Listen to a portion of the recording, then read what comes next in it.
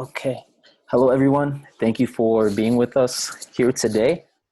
Um, we'll be starting here momentarily, um, just a little under 1 minute.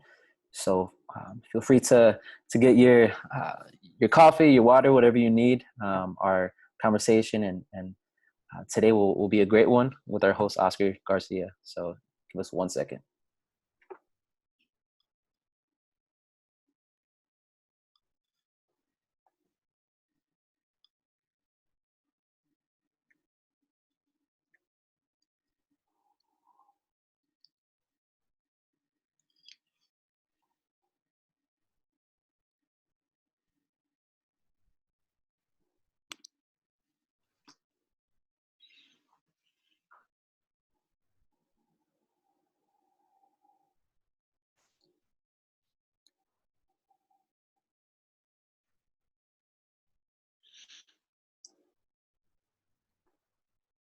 McAfee's laying a little dance on him.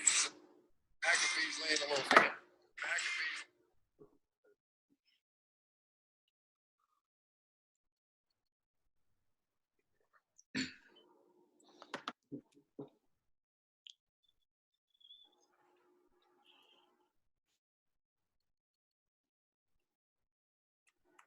Okay, everyone.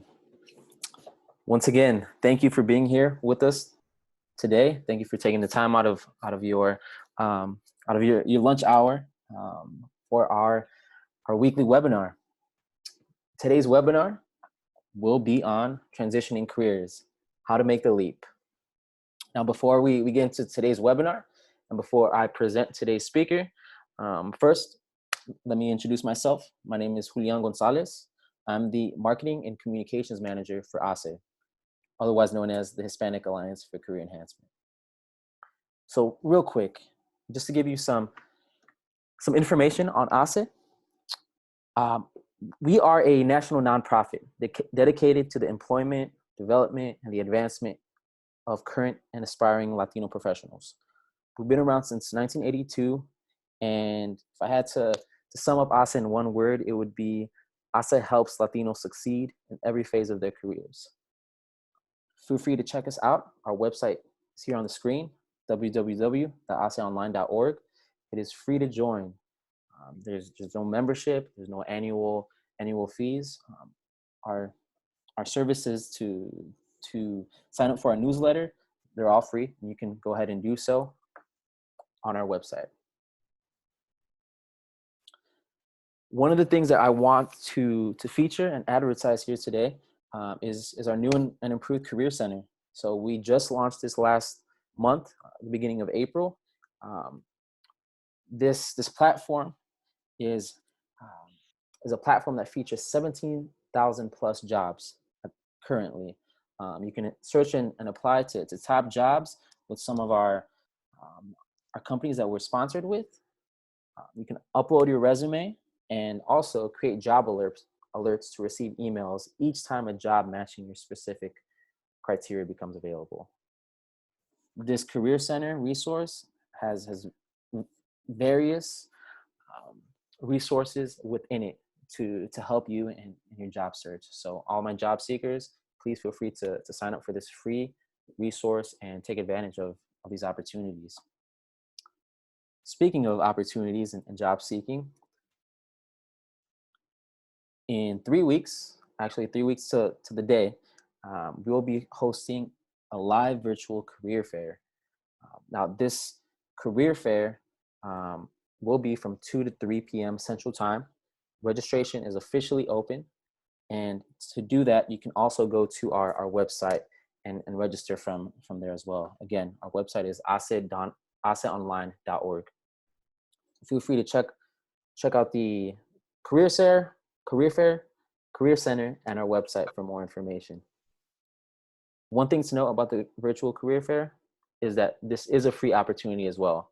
So feel free to check this out. And I believe we have 5 confirmed partners, companies who will be in attendance as of now. That list is going to be growing. So feel free to check this out, and please join us on May 27th.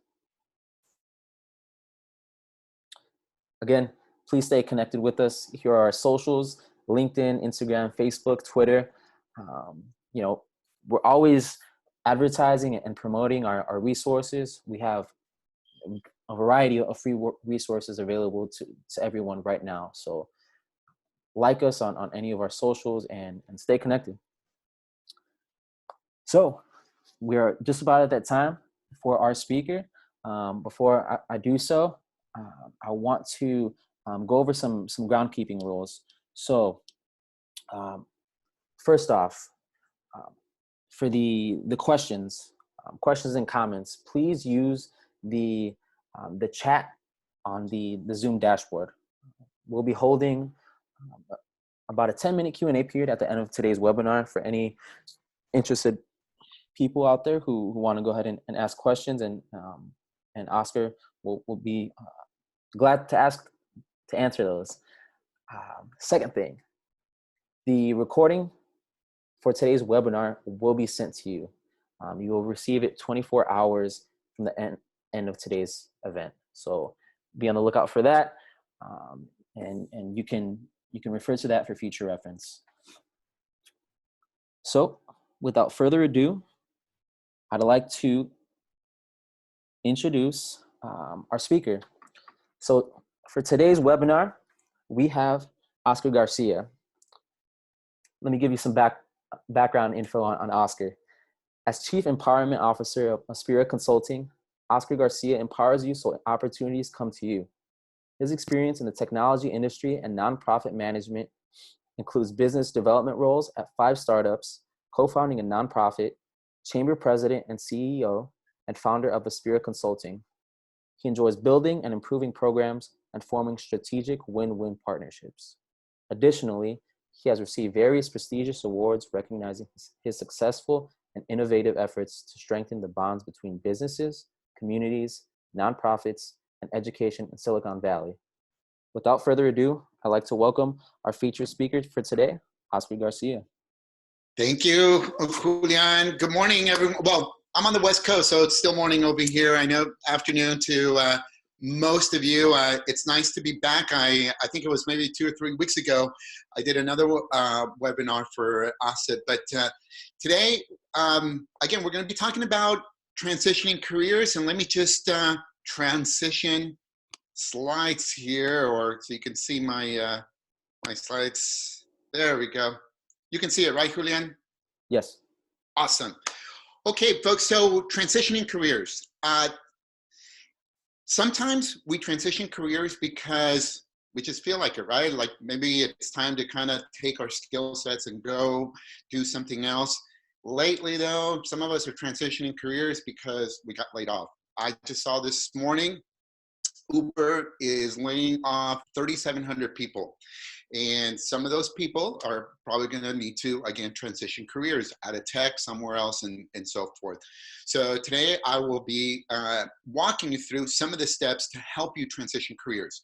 Now, I'm only going to be speaking for about 40-45 minutes because I want to leave some time for Q&A. This topic, actually, I spent 2 hours in a workshop helping people. So this is going to be high level, but I am going to give you my contact information at the end. You can also connect with me on LinkedIn, and happy to answer some follow-on questions too as well that way. All right. Now, I take a very different, very radical approach as it relates to finding our next opportunities. So, you know, when you hear some of the things that I'm going to share with you, some of the tips, and you're like, wait a minute, what do you, yeah, it's different, okay? Because in my opinion, all right, if you really want to position yourselves to where you are successfully transition careers, you're going to have to do things differently. I always say this, I observe the masses and I do the opposite. I observe the masses and I do the opposite, okay? Also, I want to tell you that even though I'm going to be giving you some tips on transitioning careers, there's really, in my opinion, 5 different things that we need to do in order to position ourselves to be able to attract those opportunities. I'm not going to cover all those things today, obviously, but I do want to make you aware. You're going to need to have a very strong professional brand out there, your why, your personality, et cetera, and so forth. That's those first impressions that people have of you, whether when they speak to you, whether they look at your LinkedIn profile, whether they look at your resume, et cetera. The other thing too is that the influence, and in this case, I'm referring to kind of your online presence, your social media, right? Like, how complete is your profile on LinkedIn? What impression are you giving people? Because the more complete, the more on point, on purpose you are online, you're going to influence people to reach out to you. Also, always be building relationships, folks, okay? The thing is that what I notice is when we are in job seeker mode, that's when we remember our friends. It's kind of like my kids, right? Like the only time they remember they have a dad is when they need money, when they're broke. And so they reach out to me. Other than that, yeah, whatever. Don't do that, okay, to your network. Always be building and nourishing those relationships, even beyond after you get that next job. Also, is your activity. What are you sharing content online? Traditionally, we're used to, right? We go to a networking event, or maybe we're asked to sit on a panel, or because of our expertise, right? We give some kind of a talk and so forth. And obviously right now we can't really do much of that, but once we quote unquote get back to normal, some of us are going to keep doing that. But keep doing that traditional way, but also don't forget as far as online, because here's the thing. When we share information and content and adding value, et cetera, online, we're going to have way much more greater reach. I mean, just like right now, there is no way if I did this in person that I would be able, that all of us would be able to be in the same room for obvious logistical reasons. These things, you do these things and it will build that credibility, that trust, and ultimately you will attract those opportunities.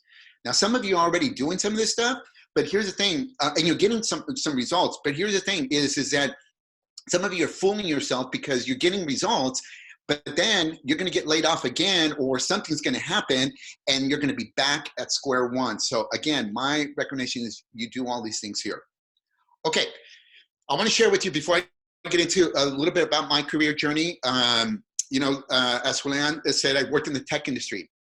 I actually worked 12 years for startups, 5 different startups. Every year and a half or so, I was getting laid off. Not because I was a bad employee, but because if you know anything about startups, most of them either go out of business, or if they do get acquired and they keep the team, usually it's the software developers. I was in sales. Sales and marketing were the first to get the boot, okay? Then during that time when I was working in startups, my ex-wife and I and family and friends, we decided to get involved in our local community to rally Spanish-speaking parents. The school district was looking at closing one of the elementary schools. And so we rallied parents to go to these school board meetings. I served as a translator oftentimes. And out of that community involvement, we decided to start a nonprofit, totally volunteer-based, okay? And starting that nonprofit helped me get out into the community, meet new people, more people, et cetera, and so forth. Then, right around 2008, actually prior to 2008, I was already thinking about, I'm kind of getting tired of the tech industry. Plus, I also realized that I was reaching the top of my pay scale for what I was doing. And the companies could hire someone that was 10, 15 years younger than me, pay them half of what they were paying me, and they probably still get the same benefit, okay? That's one of the things too. Some of us need to realize that every position out there, folks, has a life cycle. Some of them have a short life cycle. Some of them have a longer life cycle. But just like in sports, professional sports, when do you see a 50-year-old basketball player? You never do. Why? Because, in professional sports, it's common, right? We know that there's a life cycle. Well, your position also has a life cycle. And I'm starting to see that. And so I decided to transition careers. A good friend of mine was on the board of the Chamber of Commerce and told me that they were looking for a chamber CEO. I had no idea what a Chamber of Commerce did. So on blind faith, for him, I'm like, I went ahead and applied. My competition at 25 years of chamber experience was the interim chamber CEO, and the board loved her. Like, what are my odds of getting hired? Well, I did. I got hired, and I worked at the chamber for almost 7 years. And again, one of the things in that process of those almost 7 years of being in the chamber, I realized that, you know, on a professional level, in career-wise, I actually like change. That's one of the reasons why I liked working for startups, because you're constantly changing, right? I also like a relatively flat org chart. I don't like this bureaucracy that sometimes you see in these big companies or government agencies. And listen, if you work in those sectors, I'm not putting you down. I'm not, or those, I'm not, I'm just saying that for me personally, I didn't like that. Like, if I see a need, okay, I want to take action right now. I don't need to or I don't want to get 20 approvals before I can do it, because the union is going to get mad at me if I do it. What? Again, not putting you down if you're in that. So I decided that I wanted to leave the chamber, and I went and I worked at LinkedIn. I get a 1-year consulting contract gig at LinkedIn doing community relations. Now, LinkedIn, like a lot of these other tech companies, Facebook, Google, et cetera, are super competitive to get in there, okay? They actually created that position for me, okay? I didn't even have to interview. They called me and they're like, hey, we got the rec approved. Do you want to come work for us? I'm like, yeah, sure. Great organization, okay? And during that time, that I was at LinkedIn is when I decided that I wanted to kind of venture out on my own, start my own company. Hence, I started Aspida Consulting, and initially just started doing consulting work, and then transitioned, also added doing some trainings on career development, social selling, et cetera, and so forth. Now, total, okay, I have actually done in my career 11 career transitions. I'm almost been in the workforce for almost 30 years. So you can do the math, okay, how often I've done. So I've gotten really good at transitioning careers.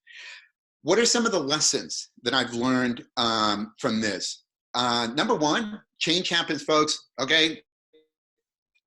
8 weeks ago, 9 weeks ago, we were all happy, right? Because for 10 years, the economy has just been taking off, you know. And I remember a year and a half ago doing talks, all right, being on a panel and letting people know, hey, things are going to change. Because again, I remember back in 2008, the recession back then, and even prior, right, economy goes in cycles.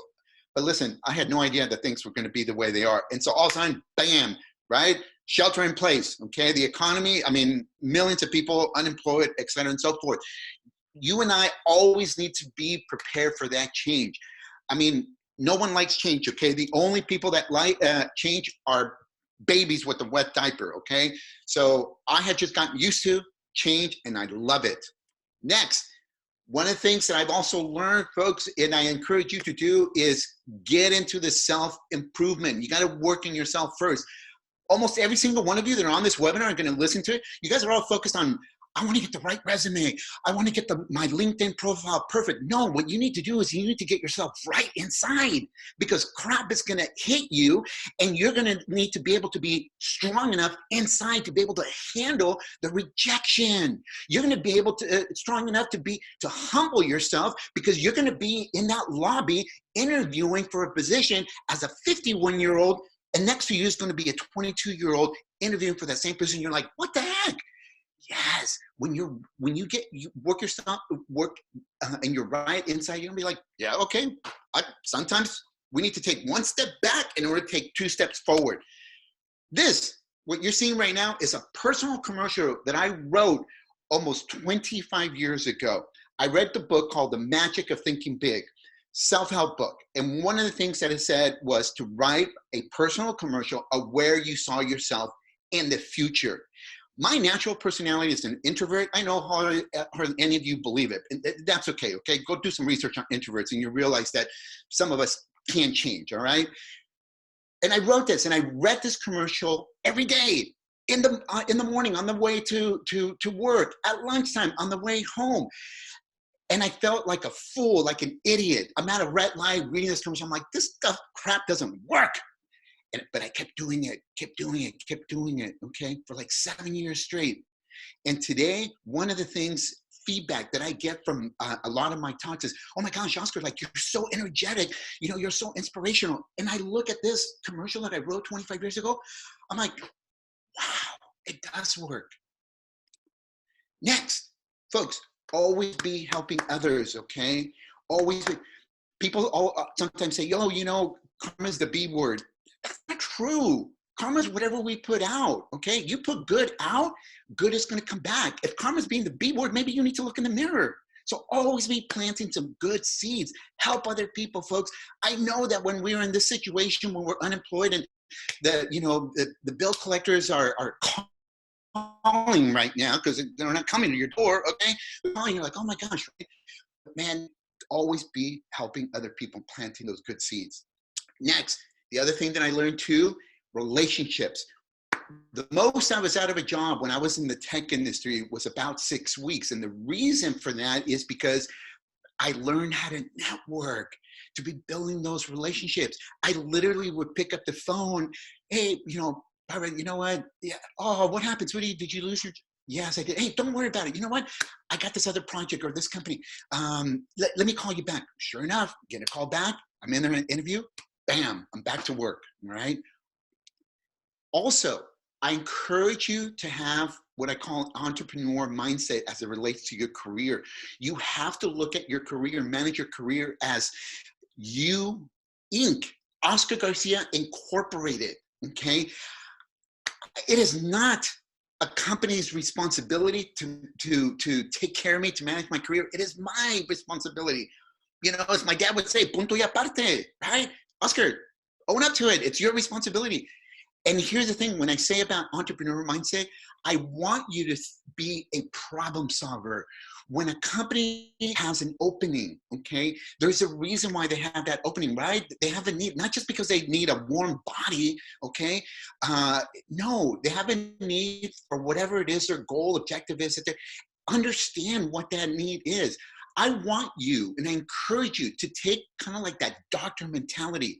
When you and I are sick and we go to the doctor, imagine if the doctor said, you just walk in and like, oh, here's a prescription, and walk away, and you're like, wait, doc, you didn't even like ask me any questions, right?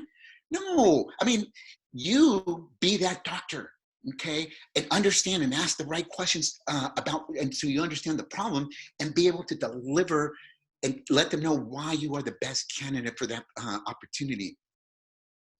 Okay, let's talk about taking the leap now. What are some things that we need to do? So, number one, make sure, folks, that you know what your core values are. Why? Because they serve as that bumper pad, as that guide. So when opportunities come your way, you match the opportunities and the value of that organization or the culture with your values. I already told you that I don't like working for big companies because of the hierarchy and all that type of stuff. So therefore, I'm not gonna go work at those companies. Someone say, hey, Oscar, go work at IBM. No, I'm not. The reason for me, when you boil it down to its lowest common denominator, why I do what I do is because I love helping other people dream bigger. I love inspiring them, and I love serving them, helping them. I'm not getting paid to do this webinar, but ASA's values match my values here. So therefore, it's easy for me if they ask me like, hey, Oscar, do you want to, do it? Yeah, let's do it. But if there isn't a match, I won't take on that. And see, many of you, what you do is you're like a kite without a tail, right? You're like all over the place. You know, this opportunity comes. Hey, what are you looking for? Oh, I'm not sure. I think I want to go into the medical industry. Oh, I want to go into tech. I want to go into, I'm like, what? Next. I want you to start also with your why. Why do you do what you do, okay? Some of you maybe have heard, before me mention this, okay? But some of you haven't. What I mean by your why is make it about what's in it for the company, okay? Now, let me give you an example. Typically, when you ask someone, what do you do? This is how I used to answer it. I'm the president and CEO of the Mountain View Chamber of Commerce. We support and advocate on behalf of our members to create a more robust business community. Like, what the heck does that mean, right? Like, I feel like I was trying to impress you, right? It's with the who, I answered it with the who or the what. Here's another example. You ask someone, you know, again, the same question. Hey, what do you do? And they're like, well, I'm in marketing, you know, more specifically content marketing. Like, what the heck is content marketing? That mean? Okay. Most of us, if you're in a network, you're like, okay, but the truth is you walk away like, oh, I don't know what that person does really. Okay. Something in marketing. But instead, what if you answered it with why? Hey, what do you do? I bring clarity to marketing mumbo jumbo. Now, I am not saying that that's the perfect answer, but you know what? That stops you. If you were to answer it like this, I'd be like, huh, that's different. And then I would follow up with, what do you mean? And see, that's my point here. When you lead with your why, is that it creates also that curiosity, that hook. People want to engage you, and therefore you tell them more about your story, right? Here's my why today. You know, I empower you so opportunities come to you. I was at an event now almost 2 years ago, listening to a speaker, standing in room only. I felt someone's presence behind me. I turned around, and it was a dean of workforce development for one of the community colleges in the area. We had not seen each other for a while, and he asked me, hey, Oscar, hey, great to see you. So what are you up to? I changed it up a little bit because obviously he works with students. And I said, I empower students so opportunities come to them. And he's like, what do you mean? And I knew it. I'm like, yes. So I proceeded to explain, elaborate. And he said, do you have a business card? Gave him my card. Within 5 minutes of you know, getting back to listening to the speaker, he gets on his cell phone, emails his executive assistant, copies me on the email, and says to her, can you please schedule a meeting because I want to talk to Oscar about some opportunities with us. What did I tell you about attracting opportunities, right? If I guarantee you, if I would have said, oh, I just started my own company. Oh, cool. Next, Oscar asked me to elaborate a little bit or talk a little bit about your LinkedIn profile. So I want to give you just really high level points about helping you with your LinkedIn profile, because this will help you in that transitioning of your career. First off, folks, okay, with regards to your LinkedIn profile, some of your LinkedIn profile, it is super anemic, okay? Like, oh my gosh, like you need to like, you know, at least give it some water, you know, later some bread, and you know, okay? But what I want you to do is add in the background that image, okay? Instead of leaving it the blue, that LinkedIn, the default that has, make sure that that image is tied into your brand, okay? Consistent. Also, your photo, okay? Stop cropping pictures because you like the way you look at that quinceañera, you know, from a year ago, okay? You see other people's elbows there and all that type of stuff. Don't do that. Just nowadays, literally with your cell phone, use the back camera because it has higher resolution, but have someone take a picture and smile. The reason why I tell you to smile is because we come across friendly. Now, some of you think you're smiling. You're gonna need to look in the mirror because that's not true. Next, right underneath your name, that is what LinkedIn calls a headline. For most of you, and you can reach out to me because it varies by, you know, what type of career you want to transition to, et cetera, and so forth. But for most of you, I want you to use some keywords. Look at some job descriptions and circle some of the skill sets, the common skill sets that are on those job descriptions.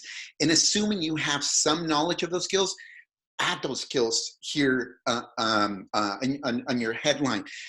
And I would include anywhere from 3 to 5 skills here, because LinkedIn's is a keyword-driven algorithm. So obviously, recruiters, hiring managers are going to be typing some certain keywords, right, based on the skills, and you want to increase the chances of your profile showing up. The other thing too is, as it relates to your contact, your network, the size of your network. Don't ask me why, but LinkedIn just deemed that if you have 500 or more connections, you're seen kind of more as an active user. So look at if you have less than 500 to adding. One of the ways you can do that is by connecting your email, like your Gmail, Hotmail, or whatever, and sending invitations to people. Also, on the bottom here, as a job seeker, you have the ability to turn on, if you like, that feature to notify recruiters that you're open to opportunities, and then also list what kind of industries or jobs that you're open to. Also, continue on your profile. Your about section. This is the area where it is critical for you to talk about your transitioning of career, what you've been doing, et cetera, and so forth. And I'll get into it in a little bit more here. Also, if you notice here on my profile, I have my why. I'm telling you, like I lead with my why. See, that's the thing too, folks, okay? The things that I'm teaching you, I didn't just read a book or watch a YouTube video. I actually practice what I preach, okay?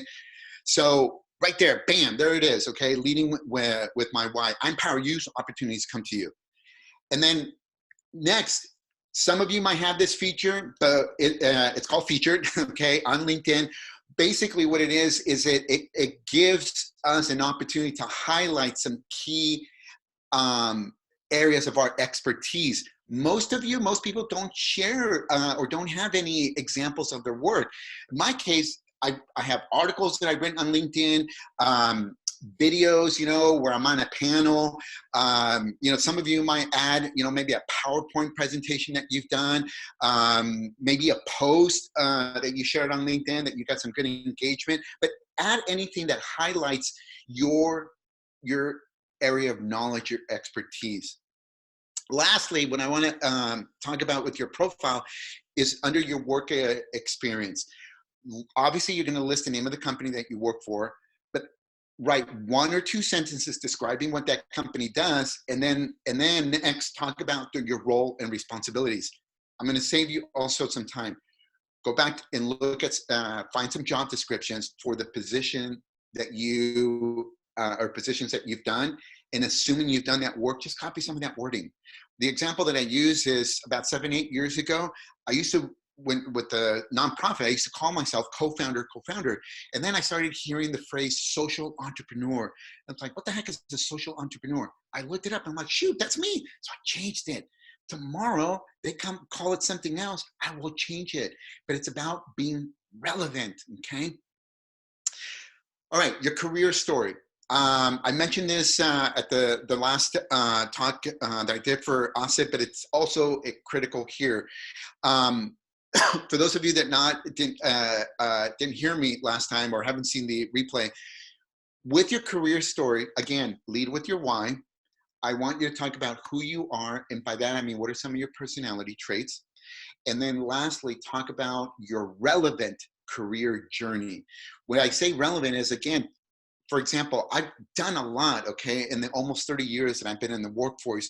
So based on the opportunity, the industry, I'm gonna adapt my message. I mean, you do that on your resume. You don't just come up with a standard resume. You adapt it based on the opportunity. You can do that too here with your story. And then the other thing is that if you are in a situation where you do not have work experience, like I didn't have any work experience, knowledge from tech to the chamber, you then talk about your vision, what it is that you want to accomplish, and you focus on that, okay? So your why, your personality traits, your career journey, and your vision. You can look at my LinkedIn profile under my About section to get an idea of the structure and so forth. You don't have to do it like that, but as long as you have these in your About section, it'll be, you'll be good. All right, next, folks, always be learning. It is so much easier now, in my opinion, to be learning, whether you go online, LinkedIn Learning, whether you sign up for some webinars or you know, audiobooks or whatever. I mean, yeah, folks, in my situation, I listen to a lot of podcasts or audiobooks in the morning as I'm getting ready. I just have my Bluetooth speaker, bam. In the last 3.5 years, I think, yeah, almost 3.5 years, I have listened to about 70 audiobooks. I don't read traditional books as I fall asleep, okay? And sometimes people are like, well, geez, Oscar, audiobooks, like, what is your retention? I don't know, 10%? Geez, Oscar, that's not much. Well, listen, Frank, it's more than your 0. Like, quit using it as an excuse.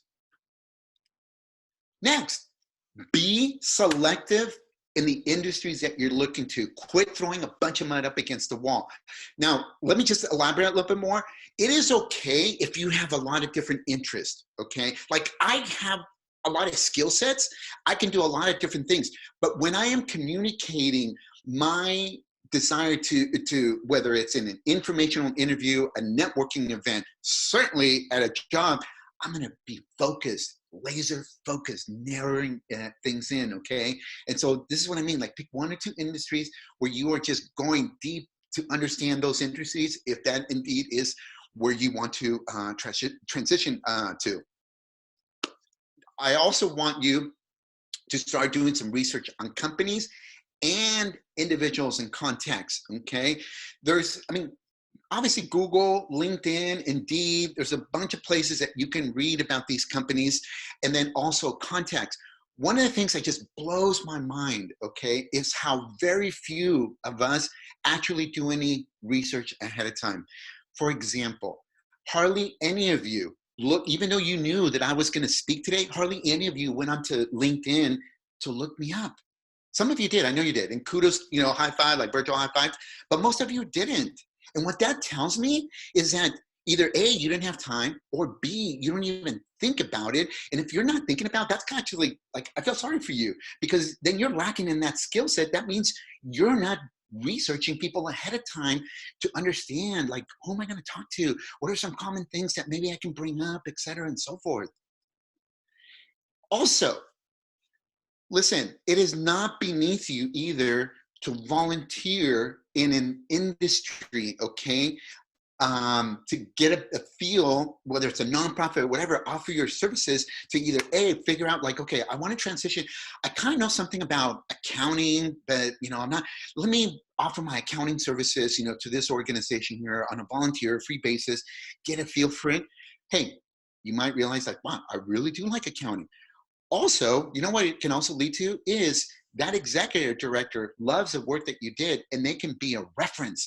Not only that too, but maybe while you're doing that volunteer work, it opens the door to other opportunities. I told you earlier, the nonprofit that I helped co-found, I guarantee you, if I would not have volunteered my time, and we took a lot of time, okay, to do that, I don't think I ever would have gotten hired at the chamber, because when I was interviewing for the chamber role, I leveraged that experience, all right? Next, transferable skills. Here, the tip that I want to give you is look at some job descriptions of positions you're interested in applying. And same thing, circle the skills that we're looking for, the must-haves, and then kind of the nice-to-haves, right? And you compare your skills that you have to what they're looking for. And in some cases, you're going to see a very direct match. In other situations, it's like, oh gosh, what can I do? And it reminds me of, for example, when we co-founded the nonprofit. Sometimes I would do interviews, and the media would come and interview me, right? Or a news reporter and so forth. Well, guess what? At the chamber, that also happened quite a bit, depending on certain situations and so forth. I was in front of the media. And so I was able to correlate, those things, examples. Also, I mentioned earlier, always be building and nourishing relationships. And let me give you some specific things that you can do to help you be building these relationships. Folks, if you're connected to someone on LinkedIn, endorse their skills. Endorse their skills, okay? Just go in there and endorse their skills, assuming you have similar to that. Number 2, write a recommendation for them, whether it's on LinkedIn or maybe just write something positive. Like right now, it's being live streamed on Facebook. I mean, many of you benefit from what ASA does. How many of you ever wrote a recommendation, a thank you to Julian or Patricia or anyone, right? Like, guys, like, don't take it for granted. Go out there and be building those relationships and nourishing them. Number 3, an introduction. Whether it's to an opportunity, whether it's just like, hey, you two think alike, I think you two should meet. And then don't dismiss just reaching out to people and saying hello, especially right now in the situation that we're in. Check on people. Hey, thinking of you. Hope you and your family are safe. Just want to see how you're doing. And this one, number 4, especially if you haven't spoken to someone in 6 months or even longer. I did this as an example last year in October and reached out to a past board member. I hadn't talked to him in like 2.5 years. And when I talked to him, I'm like, hey, I apologize. We haven't talked in a long time. What have you been up to? Blah, blah, blah. We spoke for about 20, 25 minutes. about a month later, I went back to Panama to do some training, and I was flying through Houston, turn on my phone. I got a voicemail from him. I listened to him.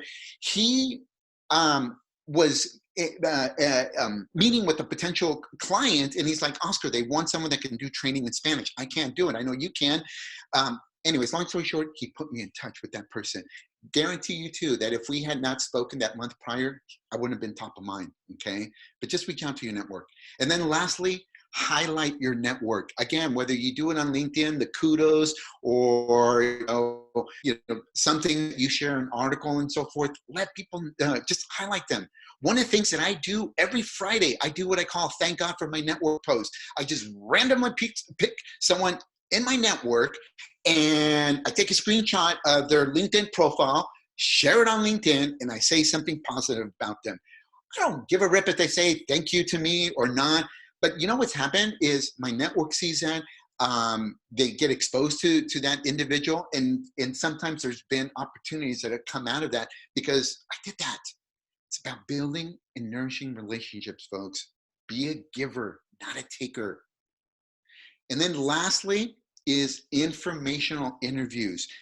Great way for you to, again, get a feel for the industry, the job, how someone got into that role, position, what are some of the obstacles, et cetera, and so forth. And also, it's helping you build and strengthen your network. Now, here's the structure of that informational interview, okay? Obviously, you're going to email or call them, okay? Like I said before, you're going to research the contact in the business, their business ahead of time. Be prepared to give your why pitch. Why are you looking to transition? Remember I said the why has to be what's in it for that company. Be positive, okay? Like, listen, it's okay right now, okay, for us to wallow in our misery, if we've been laid off, etc. I get it, okay? But once you're out there talking to people, okay, like, be positive, all right? Because that's the first impression they're gonna have of you, all right? And then lastly, be prepared for you to answer any questions that they may ask. Now, I'm going to give you a little subtle tip, a very critical tip that's going to help you stand out from the masses out there. While you are doing this informational interview, ask the person, can I help you? Now, you might think, but Oscar, what can I offer this person? I mean, you know what? Maybe you're right. Nothing. That's not the point. The point is that you had the audacity to even think about their needs. Folks, I have trained in almost 4 years over 10,000 people.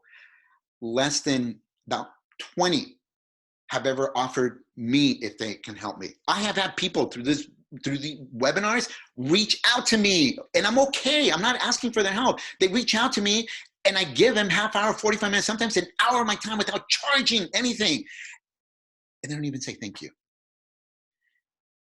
Listen, those 20 people that do reach out, they stand out in my mind, right? It's about their personality, their character. And guess what? I'm more likely to refer them to an opportunity, all right? So always be offering to help people. Okay, folks, I'm going to open up to some questions here. Please let me know if this webinar was helpful to you. Just, I guess you can send it via the chat or however it is, you want to do it. But let me know, good, the bad, and the ugly. I'm always looking to make improvements here as well and make it relevant. Before I open up to some questions, turn it over to Julian, I do want to let you know this Friday, I am doing a free webinar on imposter syndrome. You can find this on Eventbrite. I can also, email you the link or however you want to do it. Lastly is, if you do want a free copy of this presentation, it is being recorded, but if you want the actual presentation, just text me with your email and I'll send it to you. There's a number that you can text me at, okay? And then for those of you that are like super introverts like me, all right, there's my email address. There's my website, okay, the Speedo website. You can visit it there and reach out to me. And like I said, you can also text me, or excuse me, connect with me on LinkedIn as well. So, Julian, I'm going to turn it over to you for any questions. Okay, thank you, Oscar. A lot of great tips, a lot of great things to move forward, and yeah, I was taking notes myself, so thank you. I really appreciate the time that you took today. So we do have a few questions actually. We Okay. have Veronica and Abigail. First off, they say thank you for this helpful information. Thank you for your advice. So again, thank you. So Evelyn here, she asks, I'm used to networking in person, shaking hands, kissing babies, etc. How do you effectively network virtually in the same way you would in person? Now, you did hint at this in your talk about LinkedIn, but Yes. Yeah, I'm kind of the same way. I love that live interaction as well. I prefer it actually, believe it or not. But so there's several things to network. Think of networking as being a friend. Like, to me as an introvert, when I realize that networking is being a friend, and all I can do is reach out my hand and say, hi, I'm Oscar Garcia, like to Julian, right? And Julian might respond back, oh, hey, Oscar, nice to meet you, or whatever. Or he might totally diss me, all right? Like, whatever. But I knew what my intentions were, just to be a friend. So be a friend. Next, specifically, is you can join other webinars out there, and you can see, typically, depending on the format of the webinar, you can see who else is on the webinar. And what I do is I look them up on LinkedIn, send them an invitation to connect on LinkedIn. Hi, Evan. I was on the webinar with you on transitioning careers. Would love to connect with you on LinkedIn. Because you got to take these little steps in terms of networking. The other things more specifically is in terms of that networking is some of the things that I mentioned earlier.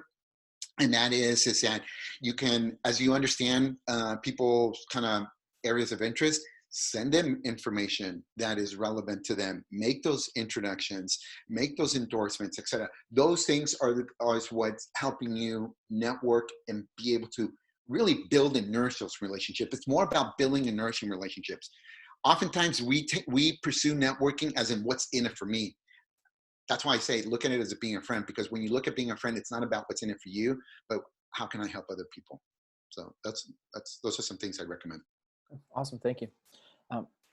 This one's a comment, not a question, but Maria Resto says, like that you include introvert in the headline for LinkedIn.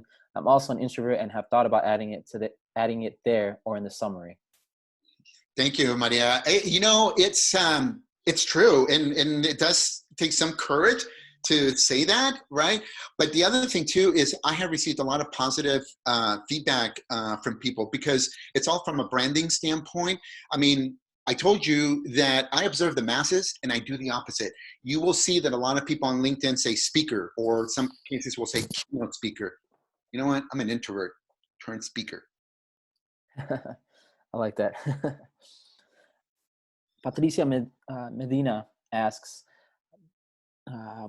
so I am a small business owner and this helped me greatly understand what I have to do to prepare myself in case I have to change careers after COVID.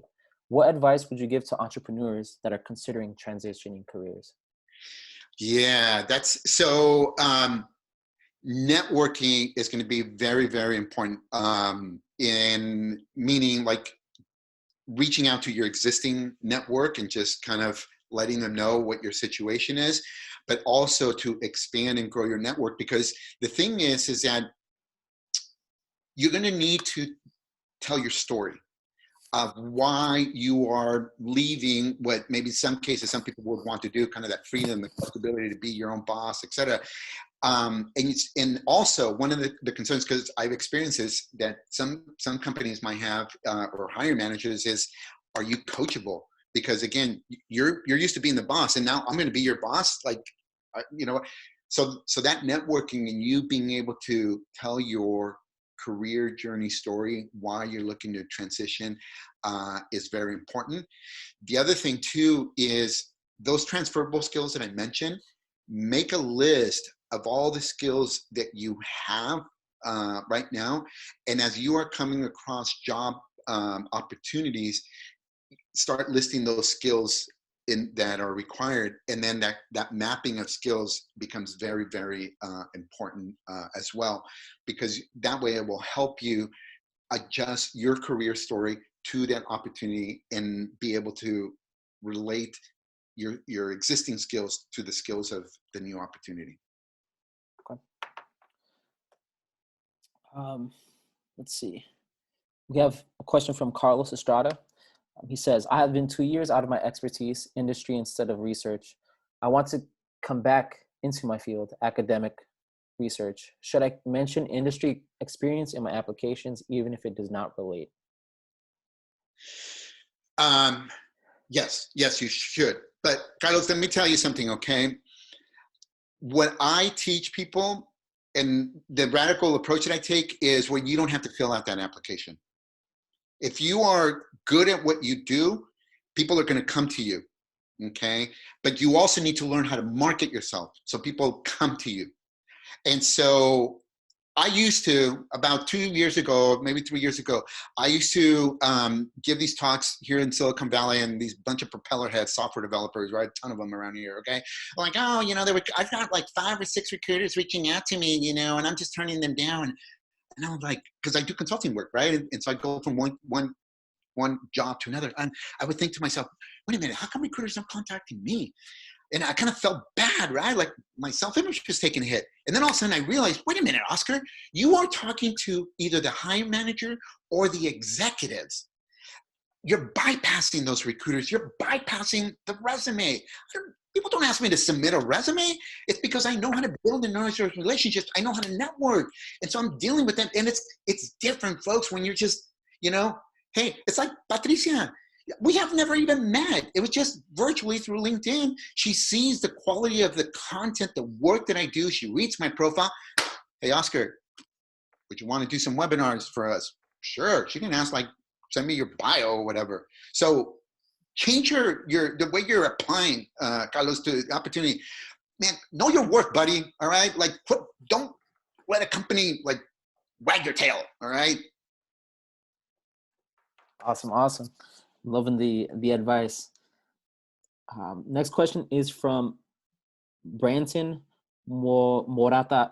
Branton Morataya. He says, hi, Oscar. Thank you for your information and time. As someone in his mid-40s, what are some useful things to highlight when competing with a 20-something-year-old?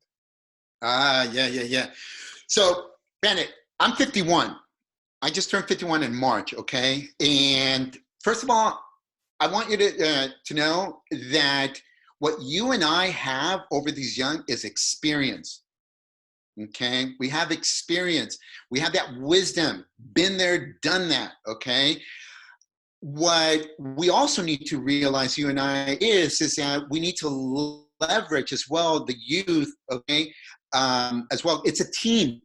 It's like a baseball team, right? You don't say that your opening pitcher is more valuable than your closer. That's not true. It's all a team. And so you and I need to have that perspective. When we are interviewing, though, okay, is what I encourage you to do is highlight your experience, highlight your flexibility, highlight your understanding of being able to work with diverse group of people, age-wise, et cetera. Right now, there are 5 generations in the workforce. My daughter is 23, my son is 22. They just entered the workforce.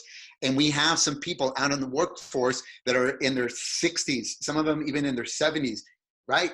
You figure that out, there's like 5 generations right now. So we have to learn how to work.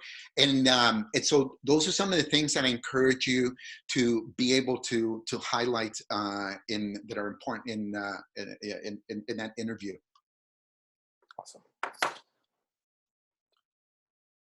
So next question is from Daphne Turner. She says, thank you. What if you have gaps in your employment history? How do you address that in work history and interviews? Yeah, that happens. So this is kind of a very, I'm going to give you a general answer, Daphne, but the answer really is personalized, okay? Because there's obvious reasons, maybe you taking care of your, your child, or, sick parent, or whatever, life, happens. But what I encourage you to do is that talk about what it is that you've been doing. I doubt that you've just been sitting on the couch eating bonbons and watching the Maury Povich show, okay? Or binge watching on Tiger King. Well, maybe you did. I don't know. But my point is that you probably learned some skills. Maybe you volunteered, okay? So you want to highlight some of that work or knowledge that you've gained during that time. Now, if it is a situation where, I really been focused on taking care of my sick parents, then that's fine. You can mention that, okay? And if you can, start adding and learning some of these skills. But this is where you networking and getting people to listen to your story, it is so critical, because if you just compete on submitting a resume online, you're going to lose. You have to do those informational interviews, get people to listen to your story. And because it can happen where it's like, Oscar has no experience as a chamber CEO. He doesn't know what a chamber, you know what, but he hasn't, right? And they invite you in for the interview, and bam, you do it. Awesome. Next question is from Romy Gonzalez. He says, thank you for spending your time with us today. My question is, what is a good starting point for shifting one's mentality from I need to find a job to need to improve myself first? Yeah, well, I think one of the things you already started, the fact that you acknowledged this, a lot of people don't, right? It's like, it amazes me as a parent, right? I'm always concerned about what my kids, when they were little, what they watched on TV, nothing negative, who they hung out with, their friends, tell me who your friends are, super careful. And then all of a sudden we get to be an adult, independent, little suckers. And then all of a sudden, like, that's not important. And we're like constantly watching negative stuff or whatever. Like, no, you got to protect what you feed your mind. And you also have to protect who you associate with positive folks, and you're feeding your mind. I would go back to what I mentioned earlier about, just a personal growth and development program. You don't have to be all fancy and be like, binge watch on Tony Robbins, okay? But just start with something either related to your industry or a skill set, that you're interested in improving. And it's really about starting to build that habit. I don't care if you just listen to something for 1 minute, okay? Build that habit, and eventually you're going to see those changes. Okay. Next question is from Miguel. Miguel asks, aside from networking, what advice would you give to someone who's transitioning into a different field where there's experience but haven't been employed in that sector after living outside of the US and now returning?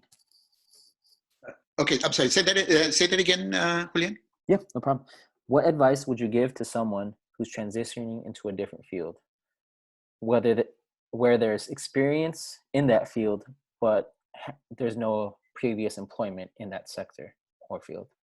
Yeah, I would also give you that same advice in terms of the networking. Reach out to people that are in that industry, that field that you are looking to transition, and connect with them on LinkedIn. Follow them, maybe on Instagram or Twitter. Usually is a good place to follow people, and then what I want you to also start doing is I want you to chime in. Like if it's on LinkedIn, I want you to start engaging with their post, liking, commenting, or sharing. Now, the commenting, you might be thinking, well, what can I say? Just something as simple as, hey, thank you for sharing that article. That was very helpful. That is creating that engagement. As you feel more comfortable, where you can add more of your 2 cents, go ahead and do it. Because what happens is that person will notice, will look probably at your profile, et cetera, and so forth. And that's, again, it leads to that networking piece, so that they can, potentially give you the opportunity for an informational interview, et cetera, and so forth. Okay. Now, next question. I know that we're all almost reaching the that's fine. hour mark. We can go. Yeah, we can go beyond it. Hey, that's fine. Awesome. Brilliant. So, question from Jacqueline Espinosa. I currently have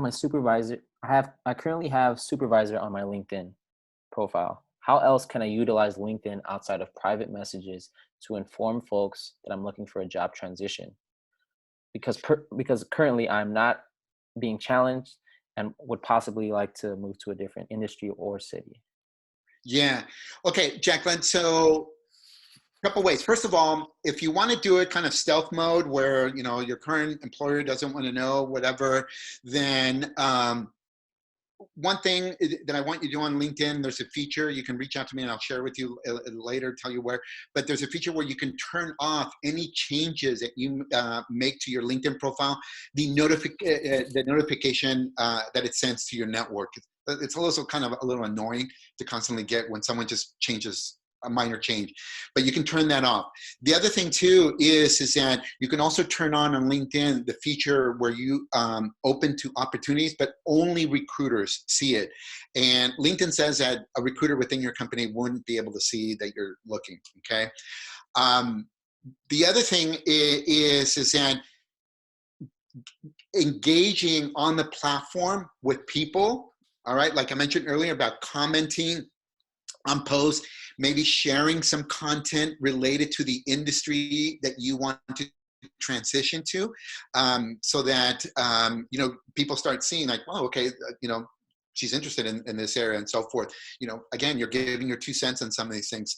So those are some things that I would recommend that you can do on your LinkedIn profile. I mean, there's a complete makeover, right? If I saw your LinkedIn profile, I can give you more specific things that you can change, because it's also about your branding and how you're positioning yourself out there when people look at your profile, that you want the right people attracted, okay, to it. Okay. Next question. If you have a 30-year career, how do you keep your resume down to 1 to 2 pages and still include vital work history? Customize your resume to the opportunity. I'm in that situation. I mean, I don't, my very first job out of college was in retail management. I don't talk about that anymore. I understand the opportunity. I mentioned earlier the analogy of a doctor, right? I'm the doctor, the company is the patient. And so I'm going to ask the right questions to understand the needs of the organization, about the position and so forth. And then based on that, I'm going to prescribe the right medicine, or in this case, I'm going to prescribe and talk about the right skill sets, the experience that I have as it relates to that. And it's same thing, my resume, my LinkedIn profile is going to be targeted to that opportunity. That's what I recommend. Thank you.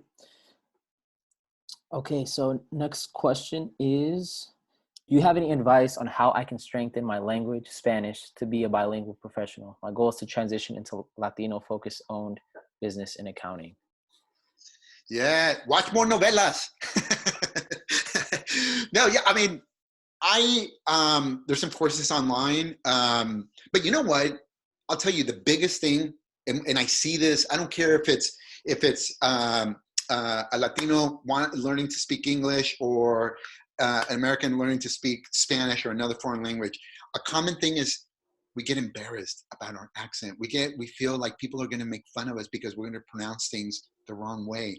And the truth is that that's how you overcome. It's kind of like when we learn how to ride a bike. We get on it and we fall and we hurt and we get back on it and get back on it. So really, that's what I encourage you to do is that, I mean, there's a lot of online courses and so forth, but just have the courage to just speak the language. I don't care how you sound. Eventually, it will improve over time.